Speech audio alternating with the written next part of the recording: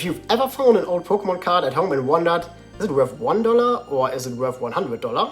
Then this video is exactly what you need, and today I'll show you the fastest and easiest ways to find out exactly what your cards are worth. And after watching this video, you will know how you can get the current prices of Pokemon cards in the most efficient ways, and you'll also be able to list your cards to the correct prices.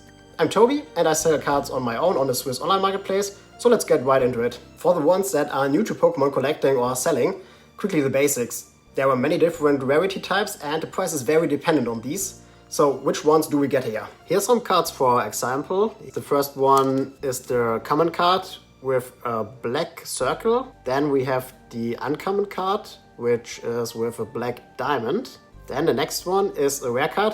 This is, by the way, a vintage card.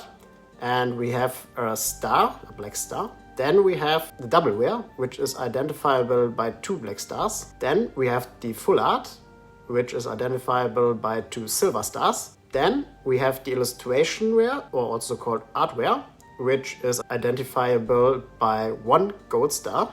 And then we have the special illustration rare, which is identifiable by 2 stars, 2 gold stars. I know, many stars, and these are not all rarities, but this should be adequate to get a rough idea of it. One quick but important note, card condition makes a big difference in value, even if 2 cards are the same. So for modern cards, prices usually assume the card is near mint, since that's what most people buy and sell. But for vintage cards, conditions vary a lot from heavily played to pristine, and you need to check very carefully. A rare card in rough shape might sell for way less than the same card in top condition, so always factor that in when you're setting your price. So before you can look up the price of a card, you need to know from which set the card actually is, and also the number of the card. To be honest, as I first came back to the hobby at the end of 2022, I was stunned and overwhelmed by all the new rarity types of the modern cards, especially all the secret rares. Also, there were so many new sets released from the last time I collected cards, which was, I think, over 10 years ago. And also I got completely lost in all of the different set symbols and didn't know often what card I even hold in my hand.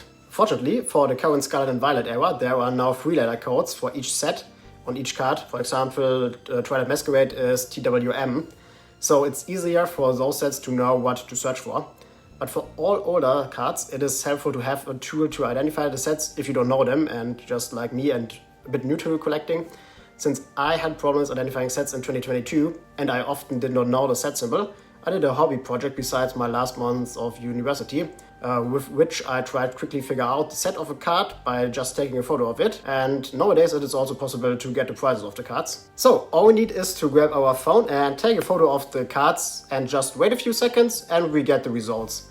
You can also export the data then, for example, if you have an Excel sheet of inventory and just add it there. So this is quite handy for beginners to identify the sets if you don't know them and get a rough price overview with the daily prices. It's super easy, just click the link below and try it out, it's completely free to use. And the real prices behind it are from the 2 largest marketplaces, which are TCGPlayer for the US and CardMarket for Europe.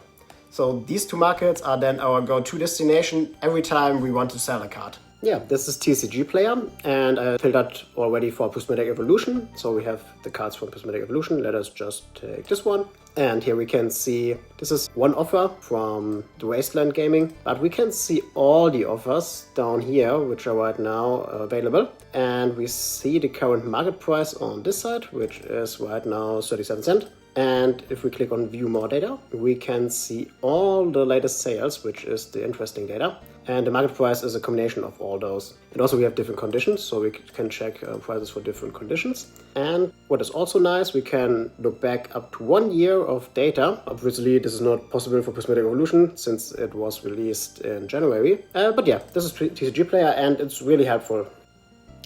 And this is now CardMarket. It looks a bit different and is mostly for the European market. And we have the same card opened as before. And here we can see like a 30-day average price, 7-day average and 1-day average. And also we have like historical data. And here we see in which language the card is offered. Yeah, it's often German cards as well, but also many English cards. And we can then click all active offers if we scroll down, or we can also do some filtering on the condition or on the language if we want just check for English cards. That can then see all the English cards Another great source to look at card prices is eBay. Here we can use the sold items filter to see current sales. I personally always use eBay if I want to sell some of my graded cards and check the price there. So for the graded cards, it's the way to go, and it's perfectly to just see for how much a card was sold. If you want to have a site where you can see all of the prices combined, so TCGPlayer, CardMarket and eBay, also for graded cards, it's really cool, you can use Pokédata.io.